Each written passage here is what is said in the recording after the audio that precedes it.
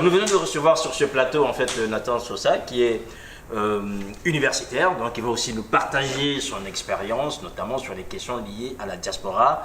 Après ce dialogue, Saneli Tamatamba, Arsène Poitiers, nous allons maintenant passer à un sujet qui nous concerne tous ici, puisque nous faisons partie de ce qu'on appelle communément la diaspora. En introduisant ce sujet, je disais peut-être, est-ce que la diaspora congolaise est la diaspora la plus bête du monde? Ce sera peut-être méchant, mais enfin, c'est une question à se poser parce qu'elle n'est associée à rien à ce qui se fait dans le pays d'origine. On envoie le Western Union, on envoie tout ce qu'on peut envoyer, et pourtant, chaque fois qu'on doit décider sur du pays, la diaspora est absente. Messieurs, madame, finalement, notre diaspora a-t-elle une place dans l'avenir de ce pays, en dehors des Western Union qu'il faut envoyer pour accompagner les parents dans certaines situations sociales? Je vais commencer par vous, pardon, avant que je donne la parole à Nathan. Alors, moi, je suis en fait, j'ai un petit souci avec cette connotation diaspora. Ah, aussi. Je préférais, moi, qu'on parle des Congolais de l'étranger. Et si on n'a pas d'existence dans la vie politique au Congo, c'est parce que nous, on est diaspora. Le jour qu'on nous considérera comme des Congolais résidant à l'étranger, on n'aura certainement pas à la vie politique, à la vie sociale et à la vie économique du pays. Pourquoi? Parce qu'aujourd'hui, c'est vrai qu'on participe, on envoie des Western, mais ça c'est à titre privé. Chacun aide sa famille, chacun aide ses parents. On parle des problèmes politiques au Congo. À mon avis, c'est pas si la diaspora est organisée. Voilà, donc une diaspora inorganisée, inaudible, qu'on ne voit nulle part, et pourtant qui revendique toute sa place pour gérer ce pays. Alors, Nathan Sosa, vous avez travaillé sur ces questions liées à la diaspora. Quelle lecture faites-vous de cette absence des Congolais de l'étranger ou de la diaspora dans les décisions qui se prennent au pays? Merci de m'avoir invité à votre plateau. Et je pense qu'en ce qui me concerne, la première entrée me prend un peu sur les tripes. Oui. Simplement parce que je l'ai dit à plusieurs reprises et dans d'autres lieux. Je préfère effectivement m'attacher au concept de diaspora quand je pense aux Congolais de l'étranger. Simplement parce que si on dit Congolais de l'étranger, on s'attache plutôt à une connotation très politique. C'est-à-dire on va s'intéresser uniquement à ceux qui ont la nationalité congolaise qui sont à l'étranger. Mais par contre, je pense que diaspora aujourd'hui c'est plus englobant parce qu'on va s'adresser également non seulement aux Congolais qui ont gardé cette identité nationale congolaise, mais aux Congolais aussi qui ont perdu cette identité parce qu'ils ont acquis une autre nationalité. Et en même temps, on va s'adresser aussi à nos enfants, notamment, qui n'ont de congoléité que le lien qu'ils peuvent garder avec nous, les parents, puisque nous, on vient du Congo. Et c'est pour cela que j'ai toujours plaidé pour l'usage, bien contrôlé bien sûr, du concept de diaspora, pour parler à la fois des Congolais de l'étranger et aussi des descendants congolais qui sont à l'étranger, mais qui n'ont pas d'identité nationale congolaise, parce qu'ils la découvrent, mais ils ne l'ont pas vécue. Ensuite, j'ai toujours considéré aussi qu'un pays devrait s'appuyer réellement sur sa diaspora pour son développement. Pas comme on le fait aujourd'hui. On entend parler de diaspora quand il faut mobiliser politiquement ou des associations congolaises. Mais la diaspora devrait aussi être une force pour impacter sur les politiques locales au niveau de notre pays d'origine. Et avoir un impact sur les politiques locales au niveau de notre pays d'origine, c'est d'abord s'intégrer dans le pays dans lequel on est diaspora. S'intégrer, ça signifie que les Congolais doivent être des acteurs dans les cités dans lesquelles ils vivent pour développer à la fois des compétences comportementales nouvelles et des compétences culturelles nouvelles qui peuvent enrichir leur identité congolaise, parce qu'eux, ils ont la chance de ne plus être au Congo, donc la possibilité de s'enrichir au contact avec d'autres. Et une fois qu'ils auraient développé ces compétences comportementales et culturelles, ils peuvent créer les mécanismes de transfert de ces compétences vers le Congo pour impacter sur les politiques qui sont conduites au Congo. Ça, c'est un élément. Et le deuxième élément, c'est quelque chose aussi qui me choque ces derniers temps, au Congo notamment. J'ai entendu à l'intérieur du Congo la diaspora de Sibiti à Brazzaville, ou la diaspora du Poul. La diaspora du Poul au Poul à Pointe-Noire. Mais c'est quelque chose de grave qui interroge notre identité nationale. Ça signifie quoi? Ça signifie qu'on s'accroche à une micro-société qui peut remettre en cause la cohésion nationale. Moi, si tu es de Sibiti, par exemple, tu te retrouves à Brazzaville, tu n'es pas diaspora. Tu es à l'intérieur de ton pays, tu portes une identité nationale très forte qui ne peut être remise en cause parce que tu es en mobilité à l'intérieur du pays. Ça, c'est choquant. Et j'ai même entendu des hommes politiques congolais mobiliser la diaspora de Sibiti à Brazzaville ou la diaspora de... Mais c'est... finalement, on est en train de galvauder un concept très important, et ce même parce qu'on a un usage faux de ce concept qu'on n'arrive réellement pas à mobiliser la diaspora congolaise. Voilà, après ce cours sur la diasporalité, messieurs, j'aimerais bien qu'on comprenne pourquoi la diaspora congolaise n'est pas impliquée d'une manière officielle dans les décisions politiques suprêmes aujourd'hui. La diaspora était absente lors des consultations du président de la République. Charlie Tamatamba, vous avez une idée? C'est la diaspora la plus bête du monde, ou c'est une diaspora qui, à la limite, ne produit pas grand-chose, dont on n'a aucun intérêt? La diaspora, je pense que j'en fais partie. Donc, nous sommes tous ici de la diaspora, donc c'est une diaspora bête, je ne pense pas. Oui. Je pense que la diaspora... aujourd'hui, d'ailleurs, la diaspora demande, réclame sa place. Mais par quel biais? Par quel biais? Parce que la diaspora est avant tout la diaspora congolaise. Nous représentons le Congo, nous sommes des Congolais avant tout. Oui. Donc, comment revendiquer sa place d'abord en étant considéré, qu'on nous considère comme des Congolais, même si on est à l'étranger? Parce qu'on est demain aussi le droit de vote. Mais qui porte cette revendication? Moi, c'est ce qui m'intéresse, parce qu'aujourd'hui, on se voit bien qu'on est exclu de tout ce qui se fait au pays. Qui, aujourd'hui, a légitimité à porter ces revendications, par exemple, ce droit de vote? C'est, disons, qui, on ne peut pas... C'est des associations. Est-ce les partis politiques, par exemple? Non, pas forcément. Il y a des associations, des partis. Même les individualités peuvent aussi demander aussi à leurs représentants de figurer sur les listes électorales. Ça c'est aussi possible. Et puis, bon, les partis politiques doivent en tenir compte. Alors, finalement, si je vois bien les partis qui sont créés, messieurs de l'APECO, vous allez nous dire, est-ce que vous, dans le projet, vous êtes un parti qui a été créé ici en France, est-ce que vous, dans votre projet, il y a un petit chapitre pour la diaspora, notamment avec des revendications claires qui puissent nous permettre de participer à la vie politique du pays? En effet, oui. Parce que nous, dans notre projet, nous voulons que les Congolais des étrangers aient leurs droits civiques là où ils résident. Oui.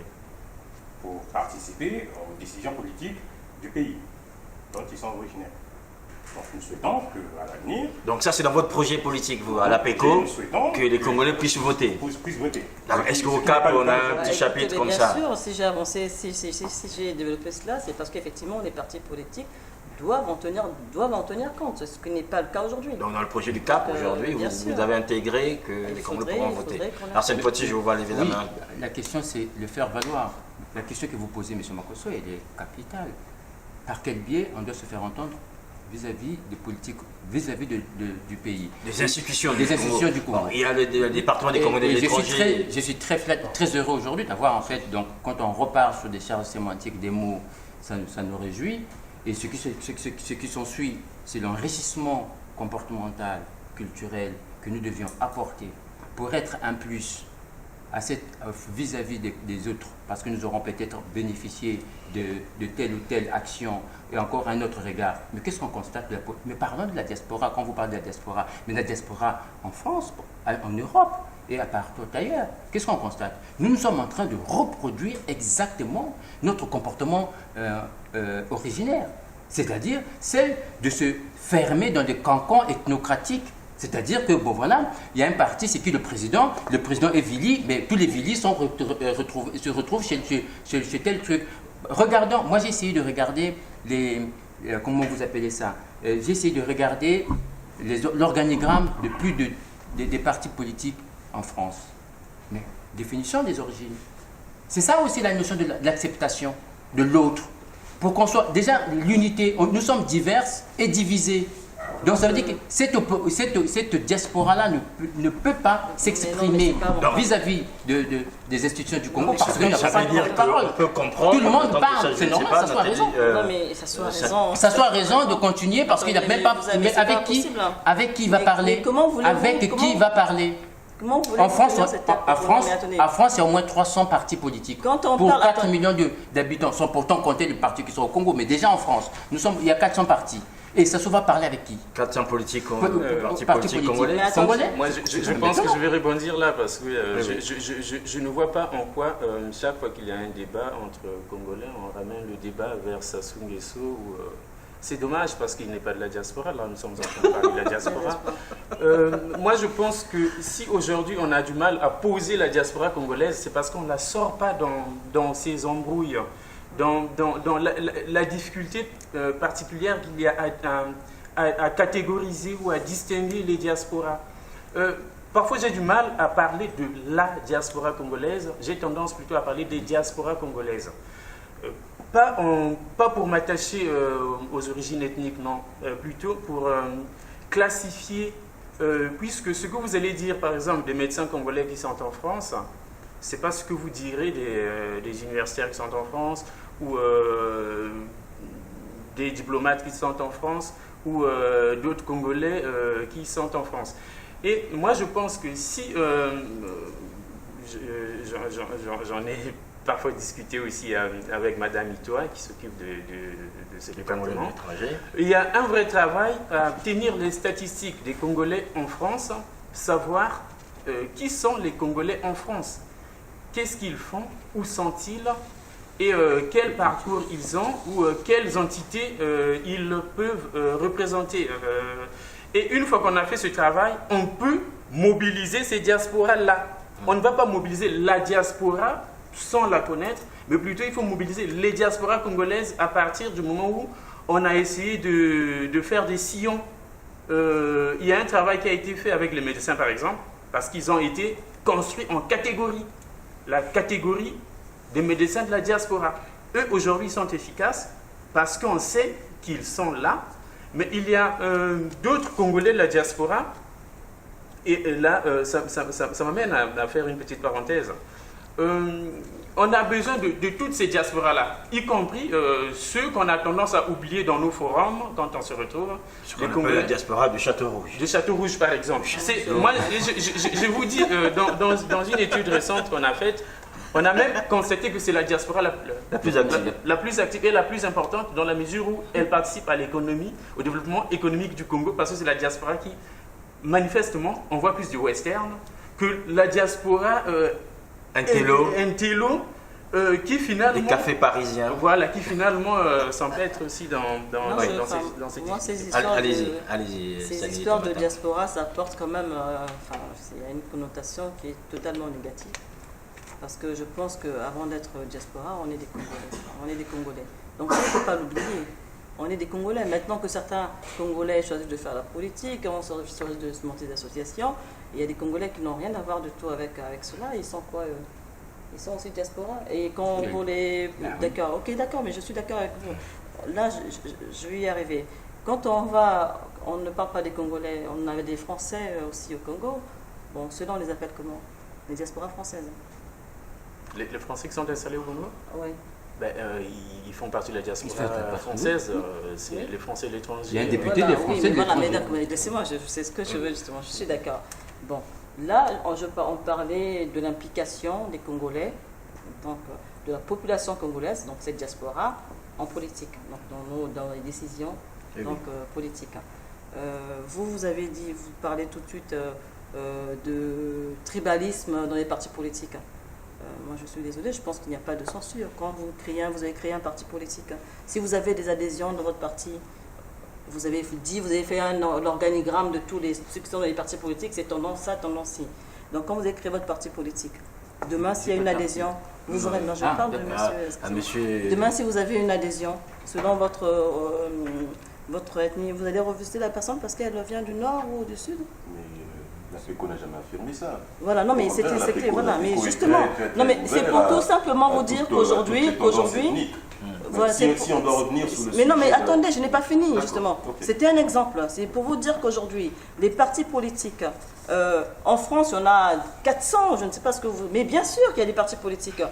Aujourd'hui, il y a des partis politiques. Donc, effectivement, les Congolais ont le droit de choisir le parti dans lequel ils se sentent bien. Mais ce n'est pas parce qu'il y a des mochis, des larus, où on est tous Congolais. Il faut que les Congolais commencent à parler, apprennent à parler Congo. Nous n'avons pas l'esprit patriotique. Je pense que pour une fois, je vais appuyer madame sur la question du patriotisme. Même au Congo, on le déplore aussi. C'est pour cela qu'on a fait des leçons de morale quand on était à l'école primaire. Et aujourd'hui, nous constatons qu'effectivement... Sur le MNP. Ben oui, le MNP, la morale. Et je pense qu'aujourd'hui, nous constatons que ces valeurs-là, parfois, nous font défaut ou nous échappent un peu les valeurs du patriotisme. Si on pouvait penser collectif, par exemple, ce serait mieux plutôt que de penser individu. Et aujourd'hui, le révélateur, c'est la question de la Constitution, par exemple. Et on sait, après, je vais peut-être lancer une mare dans l'eau, puisque vous en avez déjà discuté. S'il y a eu ce fameux dialogue qui, semble-t-il, a été consensuel à la fin, mais au début, on sait qu'il n'y a pas eu consensus, parce qu'il y a eu une bonne... encore un autre débat. Non, mais on va y arriver, Je le dis simplement parce que aujourd'hui, le Congolais a tendance à regarder sur son nombril ou bien ses intérêts personnels, ce qu'il va gagner dans l'immédiat, plutôt que ce que peut gagner la nation pour la consolidation de la démocratie. Et je suis convaincu, moi en premier, puisque j'ai aussi parfois milité pour ce changement de la Constitution, pour des raisons qui me sont un peu personnelles. Et j'ai tendance à croire que tous ceux qui sont en train de militer pour ce changement de la Constitution ne le font pas pour le président Sassou Nguesso, ni pour le Congo, mais plutôt pour eux-mêmes. Parce qu'ils veulent maintenir les petits privilèges qu'ils ont. Et au nom de ces petits privilèges-là, on est prêt à mettre de côté les valeurs démocratiques, les valeurs patriotiques. Parce qu'en fait, le Congo est à un tournant quand même, tout le monde le sait. La démocratie avance aussi dès lors qu'on respecte les fondamentaux. Et les fondamentaux, c'est l'esprit de la Disons que là, vous embrassez plusieurs sujets au même moment. Tout à fait. Il y a un gros risque de se perdre. On parle de la diaspora, on va à la Constitution, on revient sur... On va revenir à la diaspora parce que c'est... Une parenthèse, c'est qu'une parenthèse, ça devient... Mais ça valait quand même la peine d'être écouté. Tout à fait, c'est très important. Alors, ma question, je pense que vous allez peut-être apporter une réponse, parce que jusque-là, je vois des aperçus, mais on n'avance pas. Pourquoi la diaspora congolaise n'est pas associée d'une manière formelle, alors qu'il existe un département du Congo des étrangers, il faut croire déjà, qui n'est qu'un département, dans les décisions politiques du pays aujourd'hui. Vous êtes des partis politiques, vous êtes là, alors que on aurait pu vous retrouver, on aurait pu, de CBT, vous auriez pu nous donner des conclusions déjà. Oui, mais il faut souligner qu'on a constaté un certain laxisme au niveau du comportement du Congolais lui-même. Donc c'est pas la faute à Sassou là. C'est pas la faute à Sassou. Si vous prenez 10 Congolais qui sont en France, vous demandez combien ont la carte consulaire, on n'en trouvera pas. Déjà moi en premier qui vous parle. Et combien de fois j'ai fait cette démarche pour vouloir avoir la carte consulaire. Si vous permettez, mais c'est très important parce que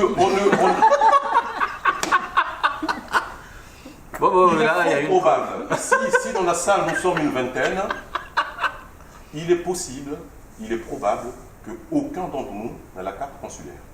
Ce qui revient à dire, de manière légale, par l'ambassadeur que nous avions ici, nous ne sommes pas connus en tant que Congolais. Nous existons peut-être dans notre fort intérieur avec une identité congolaise, mais nous ne nous sommes pas fait enregistrer au niveau de l'ambassade du Congo. Nous nous baladons tous les jours, on se retrouve, je ne sais pas où. Imaginez que vous perdez vos pièces d'identité que la France vous a remis. Comment allez-vous justifier votre appartenance nationale à l'identité congolaise? On ne vous connaît pas à l'ambassade, on ne nous connaît pas à l'ambassade. Et ça, ce n'est pas M. Sassou qui nous empêche d'aller à l'ambassade, de faire cette formalité. Donc ça, c'était un point capital à souligner. Parce que si cette démarche était faite, madame et toi, aurait un registre entre ses mains en disant cette année, j'ai enregistré, ou on a enregistré au niveau de l'ambassade un surplus de tant de Congolais qui sont arrivés sur le territoire, où il y en a peut-être, je ne sais pas, 10% qui n'ont pas renouvelé leur carte. On va tenter de les relancer là où ils sont, pour chercher à savoir s'ils sont toujours dans le territoire, ils sont partis. Il y a eu des faits très dramatiques où une Congolaise est morte, je ne sais pas dans quelle ville, là, parce que je ne me souviens pas. Le corps a été retrouvé une semaine après. Une semaine après. Et pour identifier le corps, ça a été tout un cinéma. Parce que cette personne n'est pas connue à l'ambassade. Pour mener des procédures d'évacuation du corps, c'est tout un problème. Des familles au pays n'ont pas les moyens. Donc, vous imaginez dans quelle problématique après on se retrouve. Donc, c'est bien de jeter la pierre à M. Sassou, mais il n'est pas responsable de tout notre malheur. Okay? Donc, ça, c'est le premier point. Donc, un laxisme avéré de la part des Congolais qui sont en France, parce que je veux parler de la diaspora de France, je ne connais pas celle du Canada. Ça, c'est le premier point. Et le deuxième point, il y a un taux d'échec qui est assez élevé malgré le fait que nous soyons dans des pays où les structures peuvent nous permettre d'évoluer sans dépendre des moyens que M. Sassou ne met pas à notre disposition. Le taux d'échec, il faut le retenir, il est très très très élevé. Il avoisine les 70%. C'est énorme. Le taux d'échec dans quoi? Le taux d'échec en termes... formation. En termes de formation. Au Congo ou en France? Mais vous parlez de la diaspora la plus active, celle de Château-Rouge. Mais la diaspora de Château-Rouge, quand on regarde de très près, ce n'est pas une diaspora qui s'émancipe par...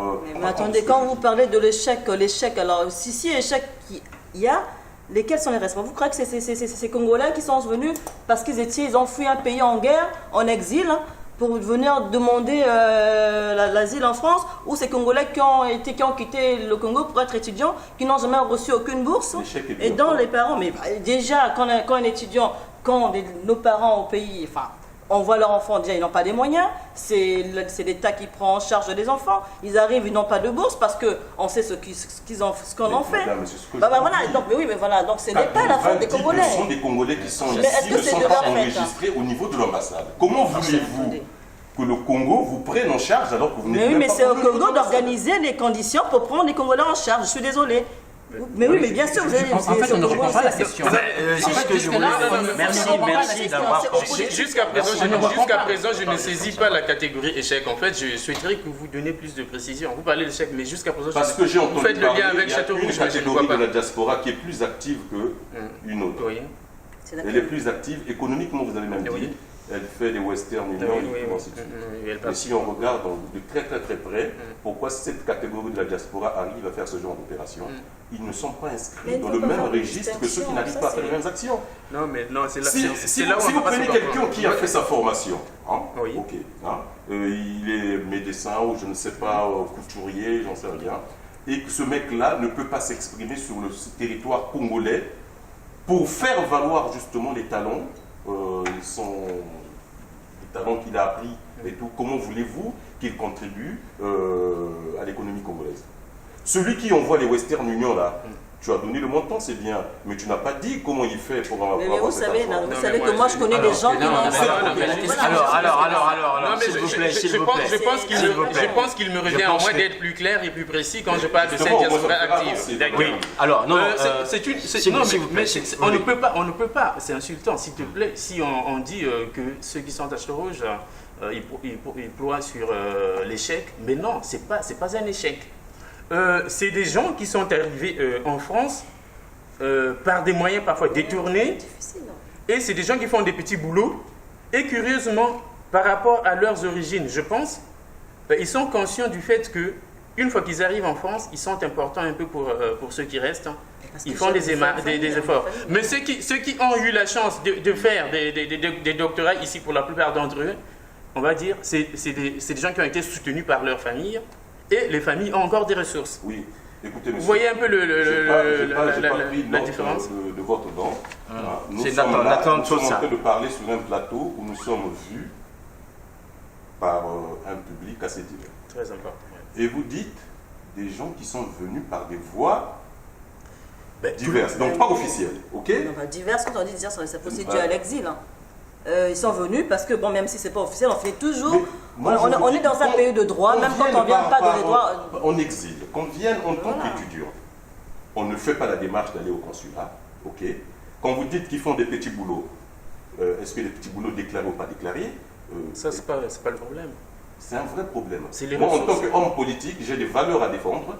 Il y a une catégorie des gens qui font un certain nombre de choses que je ne peux pas cautionner parce que ça ne fait pas partie de la vision que j'ai envie de donner au pays. J'ai pas dit qu'ils travaillent au black ou qu'ils ne sont pas déclarés. J'ai dit qu'ils font des petits boulots. Les petits boulots, tout le monde en a fait, et même quand on a été étudiant. Moi, j'ai jamais été boursier, mais étudiant, j'ai fait des petits boulots pour payer mes études.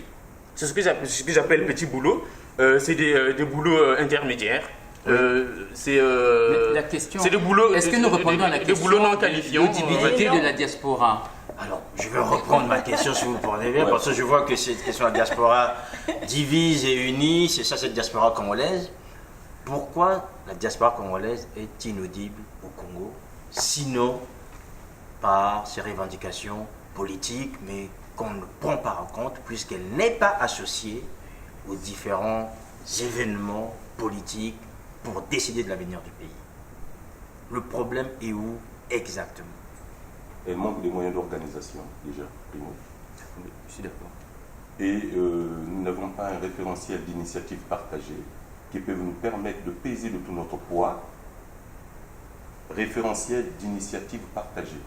Les gens, ils se refugent dans leur petit coin, ils bâtissent un petit truc et tout, qu'ils mettent sur le papier en faisant croire que comme nous sommes un petit groupement, un petit groupuscule de gens et tout, peut-être assez connu parce qu'on a une étiquette qui est déjà par le nom porteur ou par des affiliations qu'on a d'autres personnes, que cela suffirait. Non, la diaspora, pour qu'elle soit efficace, il faut qu'elle ait un référentiel d'initiative partagée par tous les membres de la diaspora ou qui se sentent concernés par ce qui a été décidé. À ce moment-là, nous pouvons déposer un cahier de charges au consulat, d'abord, parce que c'est notre point d'entrée, nous sommes ici en France, en disant, voilà les éléments sur lesquels nous portons des revendications, faites arriver ces revendications-là auprès de la personne de tutelle que nous avons, Madame Itoua, c'est ça? C'est ça, oui. Si Madame Itoua, à ce moment-là, n'arrive pas à relayer notre message, nous prenons d'autres dispositions, mais toujours de manière concertée, pour se faire entendre. Voilà. Et là, actuellement, ce n'est pas le cas.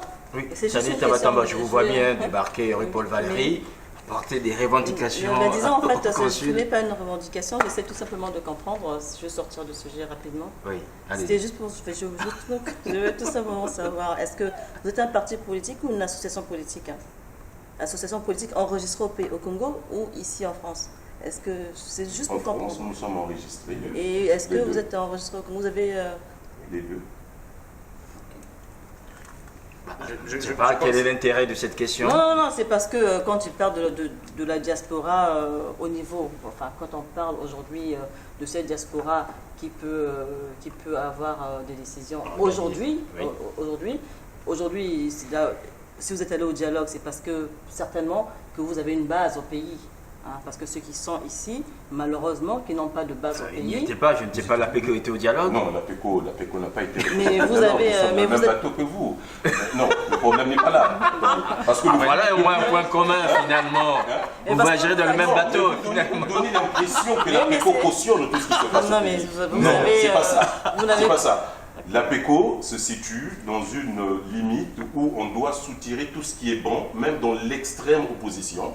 Parce que nous pensons que tout ce qui peut servir pour reconstruire le tissu social qui s'est émietté depuis un certain temps. Nous faisons beaucoup de discours, mais nous ne nous rendons pas compte que M. Sassou, dans quelques années, il va partir et que nos petits-enfants ont le devoir de continuer à vivre. Alors, on va revenir sur la diaspora. Si j'ai soulevé cela, c'était seulement pour voir un tout petit peu par rapport à la diaspora. Oui. Pourquoi est-ce que la diaspora n'a pas été prise en compte au niveau du Congo de ce dialogue? C'est ça, c'est la question que je pose. Voilà. Donc, vous avez une idée? Non, mais simplement, moi je pense, quand on essaie de regarder, on sait bien que c'est une diaspora fortement politisée. Et donc, c'est là le malheur de notre diaspora, c'est-à-dire qu'elle se laisse instrumentaliser par le politique. Si bien que on va voir des gens de la diaspora qui ne sont pas originellement acteurs politiques, mais qui vont être instrumentalisés quand il y a une mobilisation politique à faire. Certains vont se reconnaître. C'est là aussi la question du patriotisme, en fait. on oublie le côté, les valeurs patriotiques qui sont des valeurs partagées qui devaient nous amener vers l'élan collectif. Mais plutôt, on va s'attacher aux mobilisations politiques en fonction des origines locales. Certains de la diaspora vont partir aux mobilisations de la majorité présidentielle, par exemple. D'autres ne vont pas se reconnaître là-dessus. Et même, c'est ce qui fait ombrage, je pense, à l'action du département des Congolais de l'étranger. Comme c'est une structure gouvernementale, quand la chef de ce département vient en France, les gens de la diaspora qui ne sont pas des acteurs politiques, mais comme ayant des acquaintances avec l'opposition, par exemple, vont dire nous ne partons pas aux réunions qu'elle va organiser. Et je pense que si un jour la mouvance venait à changer au Congo, on verra aussi l'inverse. La diaspora est fissurée. Donc elle ne peut pas organiser, on comprend qu'elle soit absente. Mais... Arsène Poitier, vous n'avez rien dit jusque-là, parce que cette diaspora qu'on voit quasiment absente partout, est-ce que c'est quelque chose qui est dû d'abord à son inorganisation, comme disait l'autre, ou bien une volonté manifeste du côté de Brazzaville de ne pas tenir compte de la marginalisée? C'est tout le problème des Congolais. C'est-à-dire que la faute, c'est toujours la faute de l'autre. On revient toujours sur cette affaire d'enfer sur l'autre. Donc aujourd'hui, l'enfer, c'est Brazzaville. Mais et nous-mêmes, constatons les leaders politiques à Paris. Nous sommes sur une question d'ego. Ils ne se parlent même pas. Les partis politiques en France ne se parlent pas, ne communiquent point. Donc à un moment donné, qui va relayer le message de qui, pour qui, avec qui. Mon interlocuteur à côté a initié l'histoire de l'ambassade. Bien sûr, il y a deux choix. C'est-à-dire que la responsabilité est partagée. C'est-à-dire qu'il appartient aussi à l'ambassade et à l'ambassadeur donc, de mobiliser sa population. Et de l'autre côté, les hommes politiques aussi de se faire savoir, de se manifester. Donc, de se réunir autour d'un collectif. Prenons le cas. Si aujourd'hui Sassou venait dit « je veux parler aux hommes politiques », qui viendra? Bon, prenons le cas. Si on a dit le dialogue de Sibiti, l'opposition était d'accord. On dit la France doit envoyer, la diaspora congolaise doit envoyer à 20 places. Qui ira? Comment on fera? Quels sont comment on définit? On les caractérise comment? On sélectionne comment? Tout simplement parce qu'en France, ce n'est pas une question, pas en France, en Europe en même temps, France et Europe, prenons-le, nous sommes dans une question d'ego. C'est-à-dire qu'on a reproduit, et je redis ce que j'ai affirmé tout à l'heure, que c'est une question d'ego. On reproduit exactement ce qu'on a fait hier dans nos pays d'origine, dans nos villages, où aujourd'hui, on voit que les gens, on est dans des groupuscules. Il appartient, il y a des associations politiques qui se détachent, mais qui sont inaudibles. Donc la question aujourd'hui, c'est que les leaders politiques de Paris, sur la place de Paris, doivent se voir, discuter, mettre en place ce qu'on appelle une commission qui doit relayer et être à l'écoute de tous ces partis qui naissent et associations afin d'aller. Et il ne s'agit pas aussi d'avoir le monopole de la raison. On a l'impression aussi que sur la place de Paris, tous les partis ont raison. Et ça, c'est aussi un frein. Je peux, oui, allez-y. Bon, tous les partis ont-ils raison à Paris? Tous les partis, faut-il encore connaître ces partis Moi, je viens d'apprendre qu'il y avait un parti politique. Donc ça veut dire que les partis de Paris ne dialoguent pas. Voilà, donc aujourd'hui, nous, le CAP, nous avons créé le CAP au Congo, au niveau national, lorsque nous avons fait notre intronisation.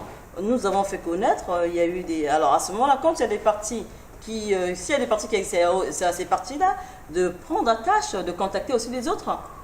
Mais nous qui venons de naître là aujourd'hui, par exemple, on ne peut pas savoir qu'APECO ou quoi que ce soit. Et grâce à Zena TV, finalement. Grâce à Zena TV, d'ailleurs, qui a couvert l'événement.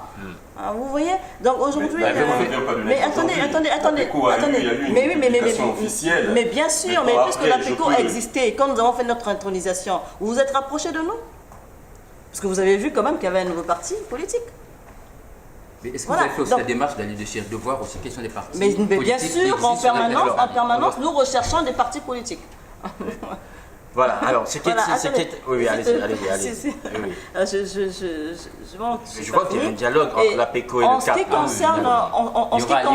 En ce qui concerne la diaspora, on sait très bien que sur la place de Paris, il y a quand même, nous connaissons tous quand même les associations, les individualités politiques.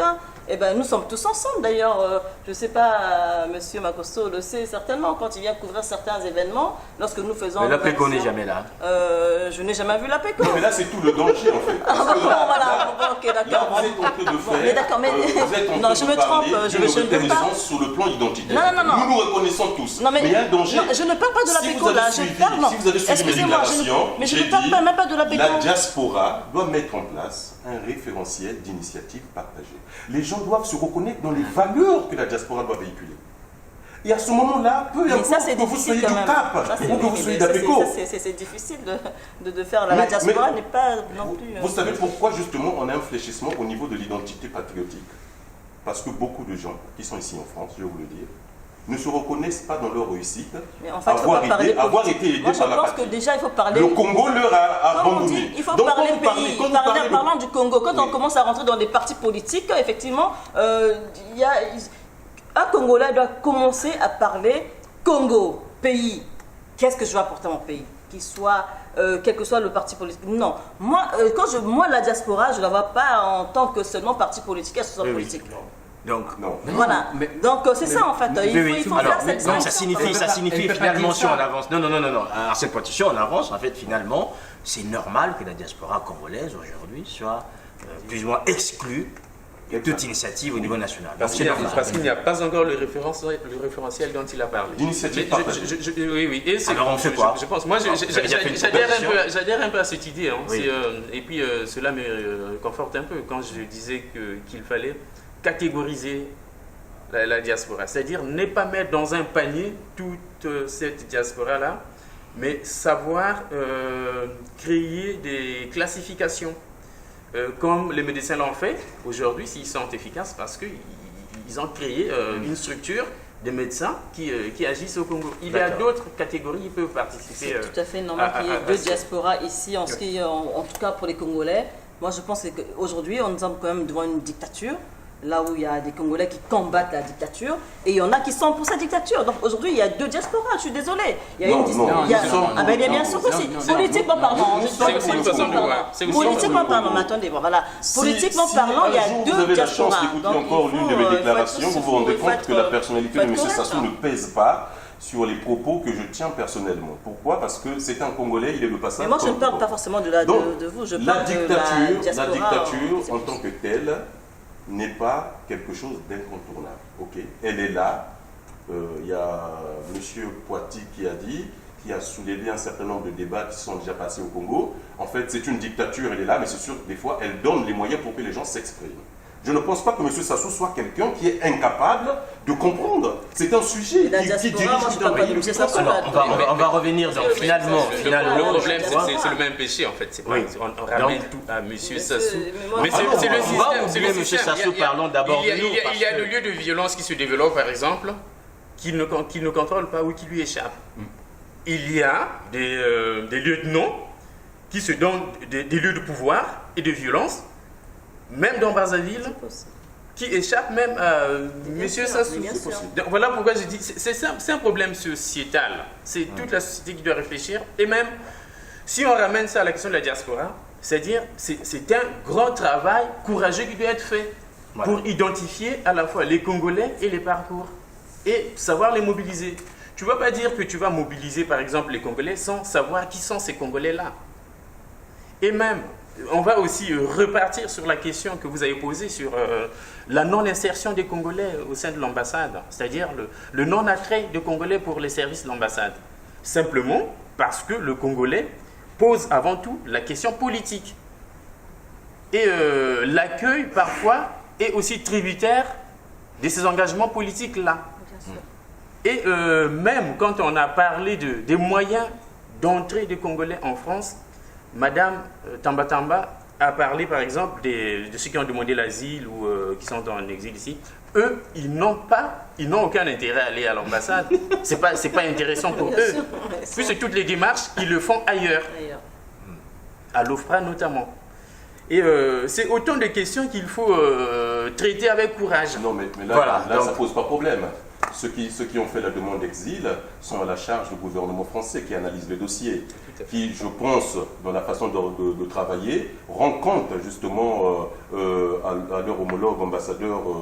Non, pas du tout, pas du tout, pas du tout. Il Si, faut ah, quand non, même On les Sans- protégeant pas du tout. La France, on est la France a protégeant, le mais devoir de certainement, protéger. certainement. Et la France Ça, nous ne savons pas comment Ouais, ça se bien règle. sûr. Mais je vous le Mais dis. je ne suis pas sûr qu'un pays qui va accueillir autant d'exilés Oui. ne va pas de temps en temps regarder en face Non, mais de c'est ses pas homologues énorme, pour dire mais écoutez, non, moi il- j'ai une certaine Alors, quantité de demandes. je vois finalement cette question de la diaspora implique énormément de paramètres, de paradigmes en fait, dont on n'a pas toujours la maîtrise. Mais la conclusion qui serait la mienne, si vous me permettez, c'est qu'aujourd'hui, la diaspora congolaise, elle peut continuer à vociférer à Brazzaville, on s'en tape, si vous me permettez l'expression. C'est-à-dire que Oui, c'est des chiens qui aboient et la caravane passe. Mais non, elle apporte quand même quelque chose. Ah ben oui, ça on a vu, le Elle western. apporte quand même, non, pas seulement les westerns. Ah, d'accord. Aujourd'hui, quand même, Le débat parce politique, qu'aujourd'hui, c'est il y a vrai. le débat politique quand même. Aujourd'hui, Oui. si aussi ce pouvoir était un peu en difficulté, pas un peu en difficulté, c'est parce que aussi il y a eu quand même une contribution de la diaspora. Il faut le reconnaître. Parce que sur les réseaux sociaux ici, nous avons quand même cette Capacité possibilité, de mobiliser. capacité de nous exprimer que les autres, que nos parents n'ont pas à l'intérieur du pays. Donc nous sommes quand même ce relais-là. Il y a une diaspora ici qui fait le relais. Parce que là-bas, nous sommes en dictature, c'est un pays, je dirais, enclavé. Je pense qu'à l'APECOLI doit être d'accord avec ça. J'ai regardé avec curiosité le communiqué final du dialogue national de CBT. Il y a une petite phrase sur la diaspora, si vous avez fait attention. Ah ben, on a vu les conclusions tout à l'heure, personne n'a... Prends en compte Je ne sais pas. la diaspora. Mais ça, c'est Est-ce est-ce que vous pouvez voir un peu dans les conclusions où est-ce qu'on parle de la prise en compte de la diaspora? Mais voilà, finalement, on a parlé, mais alors que... La crainte que ce soit simplement un vœu qu'on a émis et Oui. qui sera sans effet, quoi. Une fois qu'on sort de CBT, C'est terminé. Quoi. c'est terminé. Voilà, on pourra continuer. Voilà, messieurs, on arrive à la fin de cet entretien. Donc maintenant, on passe à l'exercice propre à notre émission. On va commencer par Pascal Siemo, on finira par Saneli Tamatamba, puisque c'est la seule femme que nous avons et que c'est la première que nous recevons sur ce plateau. Qu'est-ce que vous avez retenu ou qu'est-ce qui vous a marqué en termes d'actu, en fait, les jours qui viennent de passer? Mais en termes d'actu, bon, je vais pas plutôt retranscrire en tête. Il y a un point qui m'a choqué, mais étant donné que tout le monde est en train de nier le caractère du débat qui a eu lieu à CBT, mais je vais quand même le souligner. Après, Oui, mais que ça vous c'est preniez votre en point compte d'actu. ou pas, Non, ouais, mais ça c'est mon pas le point problème, d'actu. ça c'est vous. C'est le bulletin unique qui va être expérimenté en 2016. Parmi les points qui ont été retenus sur la gouvernance électorale. Oui. Le bulletin unique. J'ai envie de savoir ce que ça veut dire. Les gens ont occulté ce point alors qu'il est capital. On a essayé justement de l'examiner en long et en large avec les collègues du parti pour chercher à comprendre qu'est-ce que ça voulait dire. On prend un bulletin, on met tous les candidats et vous votez. C'est ce que ça veut dire. Bulletin unique. Vous n'allez pas mettre dans l'enveloppe plusieurs candidats, vous faites le choix, vous prenez un bulletin de M. Sassou, vous mettez dans l'enveloppe. C'est pas ça. Pour moi, bulletin unique, il y a 10 personnalités qui se présentent à l'élection présidentielle. Il y a un bulletin unique sur lequel ces 10 sont là. Il y a peut-être une petite partie qui sera prévue pour mettre l'empreinte. Et vous prenez ce bulletin-là, vous mettez dans l'urne. Et ceux qui vont faire les décomptes, il n'y a qu'eux qui auront la possibilité de dire c'était M. Sassou dans le bulletin que M. Makosso a mis, ou c'était M. Tartampion. Donc il y a véritablement un problème. Sauf si je n'ai pas compris cette expression, alors à ce moment-là, je demanderai à tous ceux qui ont piloté justement ce dialogue de prendre le courage, via les médias officiels, d'expliquer à la population congolaise qu'est-ce qu'ils ont voulu énumérer par bulletin unique, qui va être en une expérimentation en 2016. Donc c'est très très très très précis. Vous ne pourrez pas constater, contester votre vote, parce qu'une fois que votre bulletin il est déchiré, on ne pourra pas dire c'était le bulletin rouge que Cyr avait mis ou c'était le bleu et tout ainsi de suite. Oui. C'est le même bulletin. Mais sauf que celui qui va relever justement ton empreinte, qui dira il a voté pour M. Sassou. Donc si jamais il a envie de se tromper 10 000 fois en disant que c'est pour M. Sassou, eh bien, ça sera M. Sassou qui sera président. Alors, normalement, d'après la Constitution, je ne sais pas, bon, en Ça ne 2017, devrait pas arriver. oui, normalement. Donc votre hypothèse, nous verrons bien, mais enfin, la Constitution veut que M. Sassou ne figure Il a dit M. pas. Sassou, donc dans Sassou, il y a aussi Sassou fils. C'est vrai qu'il y a des gens qui ont une imagination débordante et tout. Mais ça se voit, monsieur, c'est vrai que M. Non, mais c'est simplement. Vous ne savez pas lequel, en fait. C'est vrai que quand savez vous pas disiez lequel. M. Sassou, ben, C'est M. Sassou, c'est M. M. Sassou, il y en a pas mal. Hein. Arsène Poitier, qu'est-ce que vous avez marqué en termes d'actu?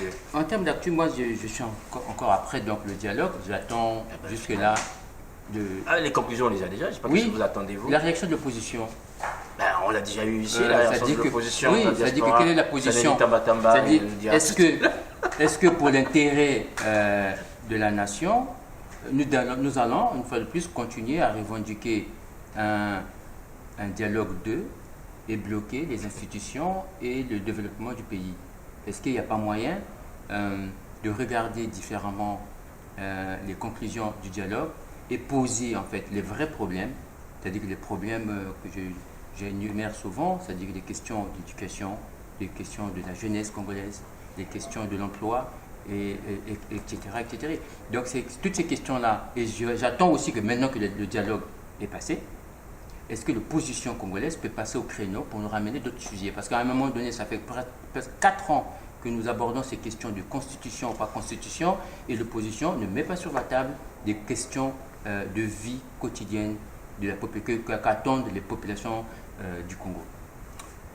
Nathan, tout ça, moi, ce qui me frappe, en fait, c'est, on en parle très peu, mais c'est cette question de calendrier, finalement.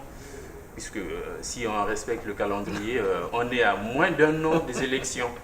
Et entre-temps, on passe le temps à discuter de la Constitution ou d'autres questions, mais les gens ne pensent pas au projet de société, ne pensent pas à l'alternative à présenter, aux idées et même aux candidats. Moi, je suis curieux de savoir, par exemple, si M. Sassou, comme cela semble être le cas, n'est pas candidat, que fera le PCT finalement? Est-ce que le PCT organisera des primaires pour désigner un candidat? Etc. On est à moins d'1 an des élections et l'énergie est dépensée pour autre chose, sur les questions de forme, mais le contenu, non. C'est comme si on n'avait pas d'idée à vendre pour préparer les élections. Et ensuite, c'est à CBT qu'on part discuter de la question de la gouvernance électorale à moins d'1 an, alors qu'on pouvait le faire il y a 2 ans, 3 ans. À moins d'1 an, on pose encore la question de la Constitution. Est-ce qu'on est certain de tenir le calendrier électoral? Le deuxième élément qui m'a aussi fait bondir un peu en regardant l'actualité du Congo, c'est cette mise en veilleuse volontaire du Parlement. C'est-à-dire, il semble qu'il y a eu la crise au Congo, et le lieu légitime de discussion des enjeux nationaux, il me semble que c'est le Parlement. Ensuite, dans un petit pays comme le Congo, où on a 2 chambres parlementaires qui coûtent excessivement cher à l'État, l'Assemblée et le Sénat, on va créer un mécanisme, le dialogue national, qui n'a aucune légitimité, pour discuter des questions de la nation, la gouvernance électorale et le renforcement des institutions. Ces débats qui devaient avoir lieu, en principe, à l'Assemblée. Et pendant tout ce temps, les députés, on les a vus peut-être en forêt ou je ne sais pas où. Mais finalement, on peut se poser la question aussi sur nos capacités de discussion et de gouvernance, je pense. Démocratiquement, on sait que la légitimité populaire, elle se trouve au niveau de l'Assemblée nationale. Voilà, Sani Tabatamba, vous avez le droit de prendre la parole maintenant. Vous avez entendu tous ces hommes. Vous, qu'est-ce qui vous a marqué durant cette semaine ou les jours avant dans l'actu? Moi, je dirais plutôt, est-ce que peut-on parler du dialogue lorsque des partis crédibles n'y étaient pas? Pour moi, il n'y a pas eu de dialogue, c'était un monologue. Donc, aujourd'hui, Sassou Nguesso n'a pas la légitimité de parler au nom du peuple. Donc, ce dialogue est à refaire. Des fois, je pense qu'il faut reconnaître ses erreurs Il faut repartir sur les fondamentaux.